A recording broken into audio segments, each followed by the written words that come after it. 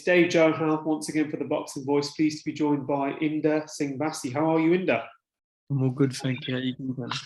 I'm good. I'm good. Long time no speak. Since we spoke, you've had quite a few more fights now. To be fair, last time we spoke, I think you were three fights in now. Now it's number 6, isn't it?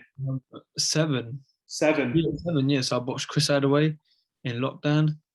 I boxed November, December, and then I boxed just last month in March. So yeah, 4 fights. Absolutely brilliant. You've got another one coming up June the 4th in Brentwood, a bit more local for yourself, which is good. It's nice. It'll be good show. Yeah, it's looking fairly decent. So, what you've been doing then in terms of training, keeping active? You've had some fights during and post lockdown. You've mentioned. I take it you're helping Danny Dignam prepare for his massive fight that's coming up as well. So, how you been? Yes, I've just been training. Box at my new weight. Box out in lockdown, I was about 68.2, so about just under 1.5 kilos over water weight. I made it quite comfortably. But Chris Adaway is a good journeyman, very good, talented journeyman. Made easy work of it, if I'm honest. If you watch it, I actually put him down in the first round. I hit him with a right hand, and he couldn't get up for like a minute. And he actually said to the referee, "Oh, he's back in the head," and the referee gave him like 2 minutes. Warned me. But if you watch the video, it's a clear shot. Then I boxed again in November. Again, the same weight. I got told 2 days before that I had a last minute opponent change and they couldn't find anyone. So I had to, my opponent was around 71, 72, and I was almost 68. So I had to literally, I remember Wednesday I got the phone call. I swear to God, I went to the local web shop. I ate as much as I could. Thursday morning, I ate Thursday all day. Tuesday, sorry. I got told. I went to the kebab shop Wednesday. I ate all day long as much as I could. Thursday morning, I had breakfast before the weigh-in. I had a coffee. Literally, I had a coffee, put the cup down, weighed in, and I weighed in about 69.4. Yeah, I mean that's like about 2.5 kilos over water weight after eating all that food. Do you know what I mean? After literally having a coffee, put it down and weighed in. Give away a bit of weight, got a good win. He was a tricky opponent. He actually had a really good record. He had about 6 wins, 4 losses, 3 stoppages. He was a good fighter. Then I boxed again in literally a month. So Danny Dignam was meant to box in December. Yeah. I had a week off from the gym and I sparred him, done 8 rounds with him. And he went home. I went home and just chilled out because I didn't have a date, so I was helping him out with the rounds. He went home, done a run, popped his ankle. So they said to me, "Do you want to box?" I said, 9 days notice. I thought, yeah, why not? Again, I just weighed in. I didn't diet. I weigh in 70.5. Give away a couple kilo again. You shouldn't do it, but I'd done about 220 tickets in 8-9 days, and then I boxed just recently about a month ago. On the day weighing, it was again. I'm under super water weight, but it wasn't but it was on the day, so I didn't want to kill myself. I got a really good win, 6 rounds. He was a tough guy. I hit him with a lot of shots, man, and he just kept marching forward. But he actually boxed again about a month later, 6 weeks later, and he got a draw against a guy who was 2-0, and I absolutely took him to school. So now I'm fighting June 4th, where I believe you're commentating. So just preparing for that, just training hard. Like you mentioned, Danny Dignam's got a big fight coming up. So I'm just training with him for that. You know what I mean? He's actually got a southpaw, so we haven't really been sparring. But I'm still training alongside him. I mean, the camp must be buzzing with Danny getting that shot for the title. Yeah, Danny's got a shot. Nina, I'm training with her. She's got a Commonwealth title shot. I hope if all goes to plan on the same show as I'm on. So camp's buzzing. Yeah, we're all training hard. Just can't wait to fight. You know what I mean? All of us, we're just all got kind of big fights. If I win this fight, hopefully, I want to do welterweight at this fight. I've told myself I want to be a maximum 2 pound over welterweight. So in that way, I know once I make it on the day before, I can be comfortable. No point saying I'm a welterweight, but I've never actually, other than Chris Adaway, my last 3 fights have been up, but not my fault. I was willing to make it, just whatever. So I've said to manager, I want to be under. I want to box a welterweight. I don't want to be boxing the guy who's come down from super middle, for example, on 2 days' notice. It's not really fair, do you know what I mean? So yeah, camp's buzzing, looking forward to fighting. it's gonna be good because you finally found your. I wouldn't say you finally found your weight, sorry, but you found the weight that you're comfortable within at the moment, and 100%, you can give your 100%, best performances. 100%. Like my last fight, he was, like I said, we didn't, because it was on the day weighing, we didn't really, we was under super welterweight, but obviously we was over super, even like, it was like a catch weight, but it was just a bit higher, you know? So, but he was a welterweight. Again, I felt comfortable, I felt strong, I felt good. Um, I felt really good. So it is a weight that I feel comfortable with. So maybe it's a weight I should have done from the beginning, but maybe just been lazy or whatever. But I feel good. No, it's excellent. It's excellent to hear. I mean, the welterweight division. I've just literally before I spoke to you, spoke to Echo Simon as well. Oh, yeah. After his, his win at 94,000 people at Wembley Stadium, and we spoke about the people that are in there, like Spence, Conor Ben. It's stacked, isn't it, Inder? That division Oh, is 100%, really 100%, stacked. 100%. Domestic and like national, international, is busy, but that's what you want. You know what I mean? That's where you hopefully keep going where I'm going, get some big fights, win some titles, earn some money, and that's what we're in it for. Do you know what I mean? We're not just here to like box journeyman forever. Do you know what I mean? Listen, go in there, be the best. To be the best, you have to beat the best. So when the time's right, hopefully I can be there and, like I said, win some titles. Absolutely. You were managed, or are at the moment, I think, up until when does the MTK ban officially close? Is it a few more? Personally, I wouldn't know. I couldn't tell you the exact date and stuff. What was that like hearing the news? I mean, you've had a good relationship with them, and they So managed. what? If you ask a random guy who watched the BBC Panorama video documentary, random guy who don't know nothing about boxing, he'd probably tell you MTK, the worst people in the world. But I can tell you, as a young fighter, as a guy who signed my first contract with MTK, they looked after me a lot, and not just me, but loads of other young fighters. They give us opportunity that no one else might not have given us, or could have given us but didn't, or whatever. I mean, not just me, but loads of other fighters. And speaking on personally, they looked after me massively. So it was a shock to hear it. Kind of threw everything up in the air, but what can I do? Like, I'm just a fighter. Do you know what I mean? It is what it is, and just have to carry on, and that's it. Literally, just carry on. What can I do? Do you know what I mean? But it was a big loss. They did help us out massively. Without saying what they did for myself and other young fighters, I can't ever say anything bad about them, and I have no reason to. Yeah, I mean, the actual stable of fighters, it was like 200 plus, wasn't it? I mean, it's kind of it's a strange one because there's a lot of companies that will probably throw money just to get these young talented fighters, or even some established fighters, signed up quick, Mm. aren't they? Because the doors are now fully sort of open, aren't they? In terms. Exactly, it's literally in a way, in England, if not worldwide, the boxing world's turned on its head. Um, it's been not even a week, I don't think, since like the announcement on Instagram. So we just got to wait and see. Like, I've been asked this question, like, what you're gonna do or what's gonna happen. I don't know. I couldn't tell you. I literally don't know. Just got to wait and see. Like I said, when one door closes, another one always opens. That's what you just don't know, do you? Like, if somebody was to ask you what's MTK gonna do, what's all the fight, you don't know. There's so many options. There's so many things that could happen or couldn't happen. It's just one of them ones.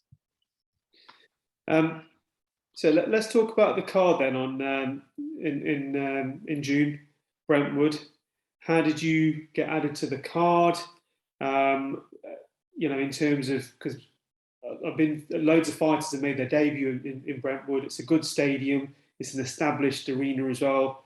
Eddie Hearn's used it as well. And so, how did you get added onto the card, and what kind of crowd are I you just bringing to spoke it? to Lee. I said, Lee, I want to be at. I'm training hard. I'm always ready to fight. I mean, I always try and fight every 2, 3, 4 months if possible. I've had, given most of my professional career has been taken over by lockdown, I've still had 7 fights in just over 2 years. It's not as many as I wanted, but that's not my fault. So I said to Lee, get me out, and he got me out on his show. He said, there's a slot available. I said, yeah, why not? It's a packed show. just happy to be at. Do you know what I mean?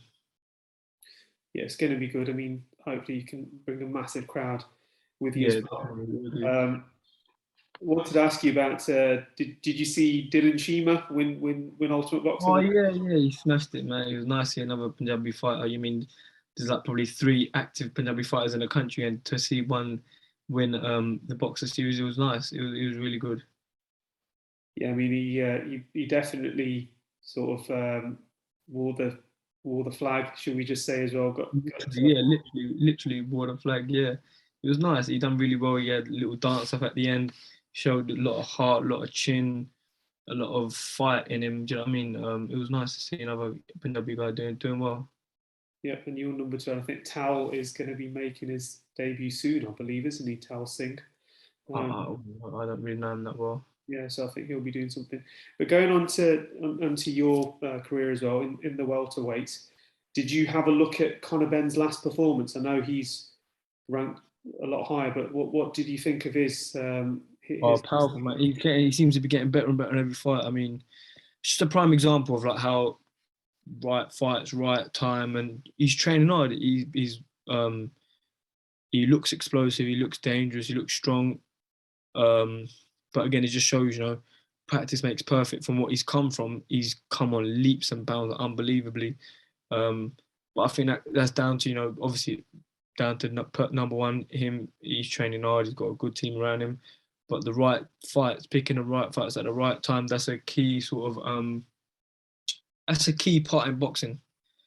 Um, he's doing well, man. He's doing well. I, I I don't think he's at the level, or he's far from the level of Terence Crawford and Errol Spence.